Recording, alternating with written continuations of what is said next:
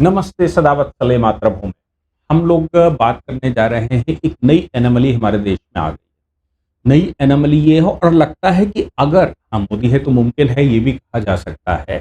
और ये भी कहा जा सकता है कि भाई ये सरकार और जुडिशरी नया प्रेसिडेंट करना चाहती है। वो है जस्टिस यशवंत वर्मा को लेकर एनोमली है। एनोमली से मतलब एक संशय नया पैदा हो गया है कि आखिर किस करवट बैठने जा रही है मोदी सरकार। एक तरफ तो जस्टिस यशवंत वर्मा हाईकोर्ट की वेबसाइट पर बाकायदा तीसरे नंबर पर जज है। दूसरी तरफ उन्होंने रेजिग्नेशन दे दिया है। रेजिग्नेशन जब जुडिशरी ने मांगा था, चीफ जस्टिस ने मांगा था, तब उन्होंने रजिस्ट्रेशन दिया नहीं, मतलब रेजिग्नेशन दिया नहीं था। बाद में जब वो फंसते दिखाई पड़े, मतलब जो इन हाउस कमेटी की रिपोर्ट भी आ गई, पार्लियामेंट ने और लोकसभा ने उनका मोशन ले लिया, इंक्वायरी कमीशन बिठा दिया। फिर वो सुप्रीम कोर्ट गए। सुप्रीम कोर्ट जाने के बाद उन्होंने इंक्वायरी कमीशन पर सवाल खड़े करे। सब क्लियर होता चला गया उनके अगेंस्ट में। फिर अचानक उनको लगा कि अब फंस चुके हैं, अब कोई रास्ता बचता नहीं है, तो उन्होंने रेजिग्नेशन अपना प्रेसिडेंट को दे दिया। प्रेसिडेंट को रेजिग्नेशन देने के साथ साथ उसकी एक कॉपी चीफ जस्टिस को भेज दी। अब प्रेसिडेंट तो ये था कि रेजिग्नेशन दे दिया, बात खत्म। लेकिन अभी भी वो हाई कोर्ट की वेबसाइट पर है, क्योंकि अभी भी उनके रेजिग्नेशन के एक्सेप्टेंस को गजट नहीं किया गया।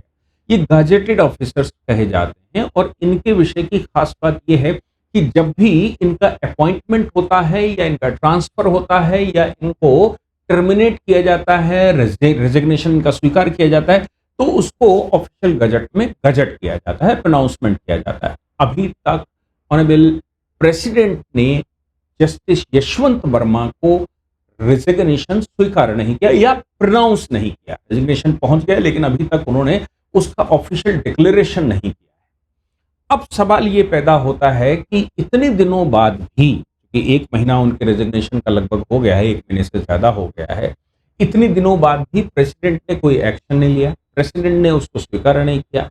हाई कोर्ट की वेबसाइट पर अभी भी वो है, सरकार की सैलरी वो अभी भी ले रहे हैं। और दूसरी तरफ जो 3 लोगों की इंक्वायरी कमीशन बिठाया था लोकसभा के स्पीकर ने, उसने कल रिपोर्ट भी दे दी। ऑनरेबल जस्टिस अरविंद कुमार की अध्यक्षता में एक कमीशन बिठाया था, उसकी रिपोर्ट भी दे दी। अब सवाल ये पैदा होता है कि रिपोर्ट इधर आ गई है तो इंपीचमेंट का प्रोसेस शुरू होगा। उनका रेजिग्नेशन स्वीकार अभी तक डिक्लेयर नहीं हुआ है, तो क्या वाकई में ये पहले जज होंगे जिनका रेजिग्नेशन स्वीकार न करके सरकार इंपीचमेंट करना चाहती है? एक बड़ी भारी एनोमली और क्रिएट हो गई।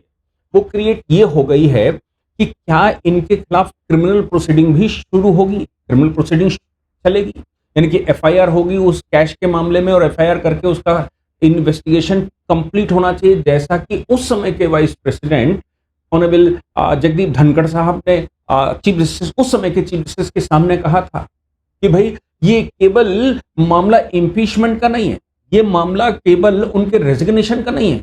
आखिर जजों की अकाउंटेबिलिटी कब तय होगी, अकाउंटेबिलिटी कैसे तय होगी और कितनी तय होगी? आज हम लोग इस विषय पर पूरी एनालिसिस करने वाले हैं। जो लोग भी जुडिशियल सर्विसेज की तैयारी कर रहे हैं, हायर जुडिशियल सर्विसेज की तैयारी कर रहे हैं, या फिर जो लोग एपीओ वगैरह की तैयारी कर रहे हैं, यूपीएससी की तैयारी कर रहे हैं, ऐसे राइटिंग लिखते हैं, लीगल एनोमलीज, कॉन्स्टिट्यूशनल मैटर्स को लिखते हैं, हायर जुडिशियल सर्विसेज में लिखते हैं, या कोई भी और कंपटीशन दे रहे हैं, या फिर वो समाज में अग्रणी भूमिका में हैं, टीवी चैनल्स पर जाते हैं, बहस करते हैं, या और बाकी, उनके लिए बड़ा इंपॉर्टेंट एनालिसिस है। हम एक बार लगातार डिक्लेयर करते हैं कि भाई देखो, हम ब्रेकिंग न्यूज नहीं है, हम कोई न्यूज नहीं, we are doing an analysis based on the academic background. Academic analysis करते हैं, जो मुझे लगता है बहुत पढ़े लिखे लोग जो इन विषयों पर गहराई पर जाना चाहते हैं उनके लिए होता है। खैर, हम अब इस विषय पर चर्चा करें उससे पहले इसका इतिहास समझना चाहिए। भाई कॉन्स्टिट्यूशन ने तो ये कहा था कि किसी भी जजेस के ऊपर कोई भी कार्रवाई नहीं की जा सकती, किसी भी जज के ऊपर कोई एक्शन नहीं लिया जा सकता, उनको इम्यूनिटी दी थी। कुछ पोस्टें ऐसी होती हैं जिसमें इम्यूनिटी दी जाती है, तो जजेस को इम्यूनिटी दी गई। हुआ मामला क्या कि एक वीरा स्वामी नाम के व्यक्ति ने, के वीरा स्वामी उनका नाम हुआ करता था, के वीरास्वामी ने एक पीआईएल एक जज साहब के खिलाफ डाली और ये कहा कि भाई ये भ्रष्ट आदमी हैं और इनकी भ्रष्टता हमारे पास है। के वीरास्वामी में जुडिशरी ने, सुप्रीम कोर्ट के जजेस ने ये कहा कि भाई इस तरह के अगर मामले आते हैं तो उनके खिलाफ डायरेक्ट एक्शन के बजाय एक इन हाउस कमेटी होनी चाहिए, जो कि 2 चीफ जस्टिस हाई कोर्ट के हों और हाई कोर्ट के बाकी जजेस हों। सुप्रीम कोर्ट चूंकि एक्शन ले रहा है इसलिए सुप्रीम कोर्ट का कोई जज उसमें ना हो, हाई कोर्ट के जजेस की कमेटी बने, वो तय करे कि वाकई में जो एलिगेशन लगाए गए हैं वो एलिगेशन सही है या गलत है। बाद में फुल बेंच बैठी और फुल बेंच ने जस्टिस के वीरास्वामी के ऑर्डर को या जजमेंट को स्वीकार किया और फिर एक नियम तय कर दिया। तब से आप ध्यान रखिएगा, तब से ये 90 का दशक शुरू हो रहा था, तब से ये प्रेसिडेंट है कि किसी भी सुप्रीम कोर्ट और हाई कोर्ट के जज के खिलाफ कोई भी एक्शन लेना है, चाहे वो सरकार को ही लेना हो, चाहे इम्पीचमेंट ही क्यों ना लाना हो, किसी भी मामले में इन हाउस कमेटी जो सुप्रीम कोर्ट बनाएगा उसकी रिपोर्ट के बगैर इनिशिएट नहीं किया जा सकता। उनका कहना था कि कितना भी भ्रष्ट जज हो, कितना भी भयंकर भ्रष्ट हो, सब कुछ उसके खिलाफ आ चुका हो, उसके खिलाफ महाभियोग भी नहीं लाया जा सकता। यानी कि कॉन्स्टिट्यूशन ने इनकैपेसिटी, मिसकंडक्ट और इसके अलावा भ्रष्टाचार के मामले में जो, या इनकैपेसिटी उसी को कहा गया होगा या मिसबिहेव उसको कहा गया होगा जो भ्रष्टाचार के मामले, इन भ्रष्टाचार के मामलों में अगर इंक्वायरी एक्ट हमारे पास है, जजेस इंक्वायरी एक्ट हमारे पास है और प्रोटेक्शन ऑफ जजेस एक्ट उसके बाद पास कर दिया, तो जब प्रोटेक्शन ऑफ जजेस एक्ट है तो कहता है कि भाई एक्शन नहीं ले सकते, लेकिन इंक्वायरी एक्ट हमारे पास है जिसमें पार्लियामेंट भी सीधा एक्शन नहीं ले सकती जब तक कि वो कमीशन ना बना ले। तो कमीशन जाता है, इन्वेस्टिगेशन करता है और इंक्वायरी कमीशन रिपोर्ट लगाता है। इस इंक्वायरी कमीशन के रिपोर्ट पर संशय खड़ा कर दिया गया और अब यह कहा गया कि इन हाउस कमेटी पहले चेक करेगी। इन हाउस कमेटी मतलब सुप्रीम कोर्ट चाहेगा तो ठीक है, जो 3 जजेस की इन हाउस कमेटी बनेगी वो रिकमेंड करेगी। इन हाउस कमेटी जब रिकमेंड कर देगी, उसमें भी एक चीज ये है कि जब आप किसी जज के खिलाफ कार्रवाई करवाना चाहते हैं तो पहले चीफ जस्टिस को लिखिए, चीफ जस्टिस उसको प्रीमा फेसाई स्वीकार करता है, स्वीकार करने के बाद वो इन हाउस कमेटी बिठाएगा, इन हाउस कमेटी उसकी जांच करेगी, इन हाउस कमेटी की जांच में अगर वो दोषी पाए जाते हैं तो चीफ जस्टिस के पास जाएगी, चीफ जस्टिस फिर तय करेंगे, चीफ जस्टिस फिर तय करेंगे कि ये इन हाउस कमेटी की रिपोर्ट है, ये रिपोर्ट कितनी बाइबल है, कितना इसमें ग्राउंड है कि इस पर एक्शन लिया जा सके। इन हाउस कमेटी की रिपोर्ट के बाद वो रिकमेंड करेंगे कि भाई अब सरकार को कि इनके खिलाफ इंपीचमेंट लाया जा सकता है, जा सकता है मतलब लाइए ऐसा नहीं, लाया जा सकता है। फिर उसके लिए आप मतलब सरकार जो है वो इंपीचमेंट का नोटिस लाएगी और फिर लोकसभा या राज्यसभा में जहां कहीं भी लाए वहां उसका मोशन स्वीकार होगा। मोशन स्वीकार होने के बाद अब कॉन्स्टिट्यूशनल प्रक्रिया शुरू होगी, यानी कि अब इंक्वायरी कमीशन बैठेगा, जबकि इंक्वायरी कमीशन सबसे पहले ओरिजिनल कॉन्स्टिट्यूशन में सबसे पहले बैठने की बात थी।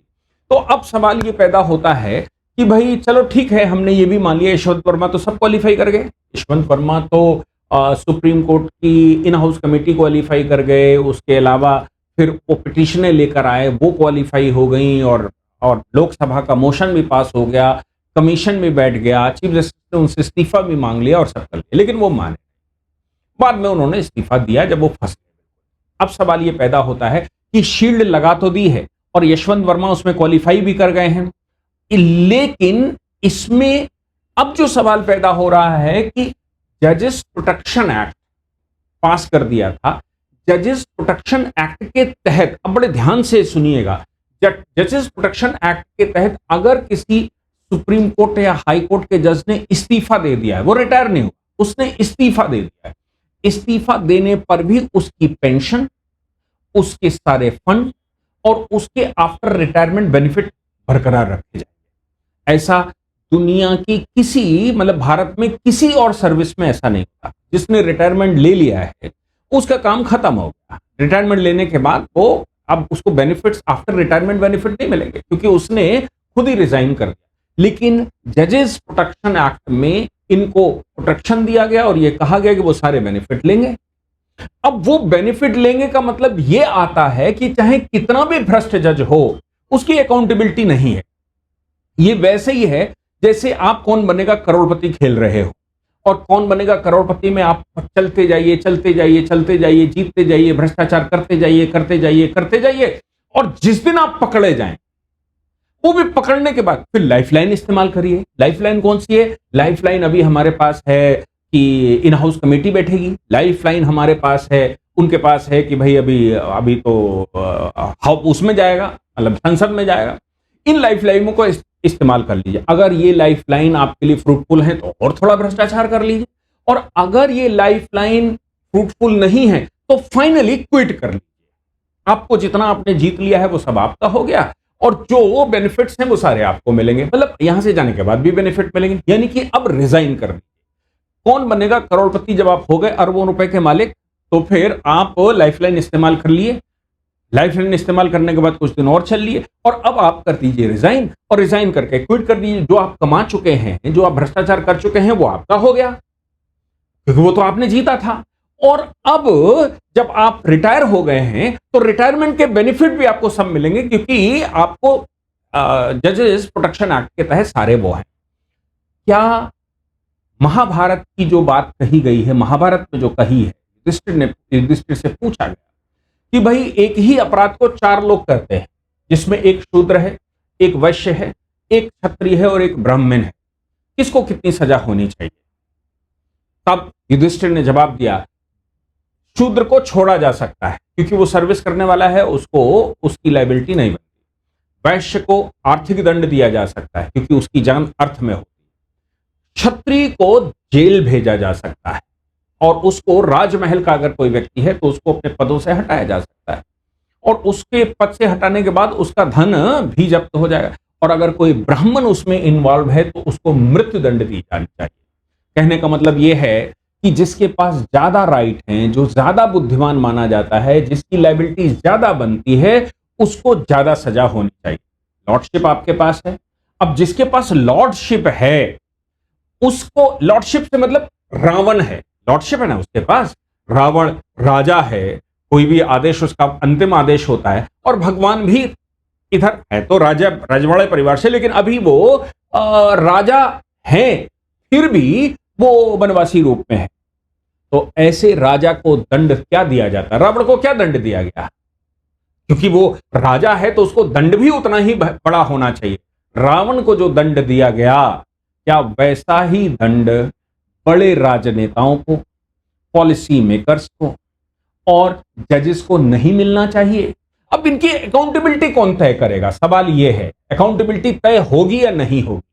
अकाउंटेबिलिटी तय करने के लिए जगदीप धनखड़ साहब ने कहा था कि पहले एफआईआर दर्ज करवाइए, इन्वेस्टिगेशन करवाइए और अकाउंटेबिलिटी तय करिए। केवल रेजिग्नेशन से काम नहीं चलेगा, केवल आपको छोड़ देने से कौन बनेगा करोड़पति खेलने नहीं आए यहां आप सुप्रीम कोर्ट और हाई कोर्ट में। कौन बनेगा करोड़पति खेलने नहीं आए। आप कह रहे हो मैं नहीं था, मैं नहीं था, कौन बताएगा? ये जजेस इंक्वायरी बताएगी। सुप्रीम कोर्ट के कुछ पीछे कोडिंग है जिसमें उन्होंने इन्वेस्टिगेशन, जजेस के द्वारा इन्वेस्टिगेशन की डिनाई किया, और उन्होंने कहा जज कब से इन्वेस्टिगेटिंग ऑफिसर हो गए? इन्वेस्टिगेटिंग के लिए इफिशिएंट कब से हो गए? इन्वेस्टिगेशन के लिए वो कब से एलिजिबल हो गए? उनके पास फाइल आती है, उस फाइल पर वो सही और गलत ढूंढते हैं। इन्वेस्टिगेशन के स्पेशलिस्ट कब से हो गए? ये सुप्रीम कोर्ट के चीफ जस्टिस का स्टेटमेंट था बेंच पर। तो सवाल ये पैदा होता है कि जैसे यशवंत वर्मा ने जो भ्रष्टाचार किया या नहीं किया, उनका कहना नहीं किया, दूसरों का कहना है किया। चीफ जस्टिस ने उस समय, ऑनरेबल जस्टिस संजीव खन्ना ने कहा किया, इन हाउस कमेटी ने कहा किया, अभी जो जस्टिस अरविंद कुमार की रिपोर्ट आई है उसमें भी शायद ऐसे ही निकले। तो कब होगा? अब देखो इन मामलों को कैसे डील करना। आपको याद होगा honourable justice Karnan Madras high court के जज थे, बाद में कोलकाता हाईकोर्ट ट्रांसफर हो गए। उन्होंने चीफ जस्टिस को चिट्ठी लिखी, और चिट्ठी में उन्होंने सुप्रीम कोर्ट के कई जजेस के खिलाफ ये बताया कि भाई ये भ्रष्टाचार में लिप्त है, मैंने इनके साथ काम किया है और ये भ्रष्टाचार में लिप्त है, और ये है। बाद में सुप्रीम कोर्ट को ये कंटेम्प्ट लगा, सुप्रीम कोर्ट ने उनके खिलाफ कंटेम्प्ट का एक्शन लिया। वो हाई कोर्ट के जज थे, उन्होंने इनके खिलाफ कंटेम्प्ट का लिया, क्योंकि वो दोनों इक्वल उस पर है, कोई एक दूसरे को हटा नहीं सकता, दोनों के खिलाफ महाभियोग आना चाहिए, और वो भ्रष्टाचार के आरोप लगा रहे हैं तो उसकी जांच होनी चाहिए। सुप्रीम कोर्ट के उस समय के बेंच ने जस्टिस कन्नन को कंटेम्प्ट ऑफ कोर्ट में दोषी पाया कि भाई वो जजेस के खिलाफ बोल रहे हैं और भ्रष्टाचार जजेस का खोल रहे हैं, तो ये कंटेम्प्ट ऑफ कोर्ट के दोषी हैं, 6 महीने के लिए उनको जेल होनी चाहिए, क्योंकि उनको हटा तो सकते नहीं, उनकी जेल होनी चाहिए और इसके साथ साथ उनको काम से भी रखना चाहिए। आप ये मामला समझिए। ऑनरेबल कहना ठीक है। और जस्टिस दिनाकरन कर्नाटक में थे और दिनाकरन साहब ने बहुत लंबी, जहां तक दिखाई पड़े वो सब जमीन उन्होंने अपने नाम लिखवा ली। भ्रष्टाचार का आलम वो था। आप सोचो कि जस्टिस सौमित्र सेन, उनका नाम सामने आया तो उनके मामले में भी बड़ा खेल हुआ। वो जज अपॉइंट होने से पहले किसी कमीशन में वो कराए थे, उनके खिलाफ भी। और ये सब जो इन्होंने जो किए हैं, मतलब इन लोगों ने जितना भी पैसा इकट्ठा किया, कौन बनेगा करोड़पति खेले, जब ये करोड़पति अरबपति बन गए होंगे तो इन्होंने क्विट कर लिया। मतलब फाइनली जब फंस गए, लाइफलाइन काम नहीं आई, तो इन्होंने रिजाइन करके बाहर चले गए और कहा कि भाई हम अब यहां नहीं। इनको सबको बेनिफिट मिलते हैं पूरे, ये सब आज भी मतलब रिजाइन कर गए लेकिन पूरे रिटायरमेंट बेनिफिट इनको मिलते हैं। कोई जांच नहीं, कोई कमेटी, कोई जांच कमेटी मतलब कोई क्रिमिनल एक्शन नहीं, कोई क्रिमिनल एफआईआर नहीं, जेल नहीं, कुछ नहीं। ऐसी लॉर्डशिप भगवान राम को भी जहां पर वनवास काटना पड़ा हो, जिस देश में राजा पुरुषोत्तम को भी जेल काटना पड़ा हो, जिस देश के अंदर हरिश्चंद्र को संपत्ति छोड़नी पड़ी हो, रजवाड़ा छोड़ना पड़ा हो, उस देश में क्या ये कबूल हो सकता है? आज तो हम डेमोक्रेटिक प्रोसेस में है, इसलिए मुझे लगता है ये सवाल पैदा होते हैं। अब जो बात आती है मोदी जी की, कि भाई मोदी हैं तो मुमकिन है, मोदी हैं तो मुमकिन है, कहीं ऐसा ही तो नहीं हो रहा है कि यशवंत वर्मा का जो रेजिग्नेशन एक्सेप्ट, अगर यशवंत वर्मा का रेजिग्नेशन एक्सेप्ट नहीं होता है और इधर महाभियोग शुरू हो जाता है और महाभियोग उनके खिलाफ लाया जाता है और प्रेसिडेंट कहता है नहीं नहीं ऐसे नहीं होता भाई कि आप क्विट कर जाएंगे, आप महाभियोग फेस करिए, महाभियोग में आप जो कह रहे हो वो महाभियोग में फेस करिए, और फेस करने के बाद अब जब आपको वहां से कर दिया जाएगा फिर हम आपके खिलाफ एफआईआर दर्ज करवाएंगे, फिर हम आपके खिलाफ क्रिमिनल एक्शन लेंगे, फिर हम आपके खिलाफ वो करेंगे। ये प्रेसिडेंट क्या नहीं तय करना चाहिए आज की सरकार को? मैं कहता हूं मोदी जी हैं तो मुमकिन है, और मुमकिन है तो फिर जजेस को भी, या कोई भी बैठा हो, किसी के पास कितनी भी इम्यूनिटी क्यों ना हो, क्या उसके खिलाफ इन्वेस्टिगेशन नहीं होना चाहिए? क्या उसके खिलाफ एक्शन नहीं होना चाहिए? और जितना बड़ा अधिकारी हो उतनी ज्यादा बड़ी सजा क्यों नहीं मिलनी चाहिए? ये सवाल है। हिंदू संस्कृति का देश, हिंदू संस्कारों का देश, इस देश में ने किसी को नहीं छोड़ा था भ्रष्टाचार के मामले में। राजा सुदर्शन आपको याद होंगे, उनको उखाड़कर फेंक दिया था सीट पर से। कितने राजाओं को संतों ने पच्युत करवा दिया। क्या उस देश में ये कबूल हो सकता है? ये प्रश्न आपसे है, ये प्रश्न भारत के लोगों से है, ये प्रश्न भारत की उस युवा पीढ़ी से है जो भारत को भ्रष्टाचार मुक्त देखना चाहती है। ये एक अच्छा इलस्ट्रेशन हमारे सामने है। इस पर एक्शन, इस पर आपको आवाज नहीं उठाएंगे तो फिर यही दब जाएगा और ये लोग, भारत के भ्रष्टाचारी लोग, कौन बनेगा करोड़पति खेलते रहेंगे और खेल खेल कर धन इकट्ठा करते रहेंगे और इनके खिलाफ कुछ होगा भी। जय हिंद, जय भारत, वंदे मातरम।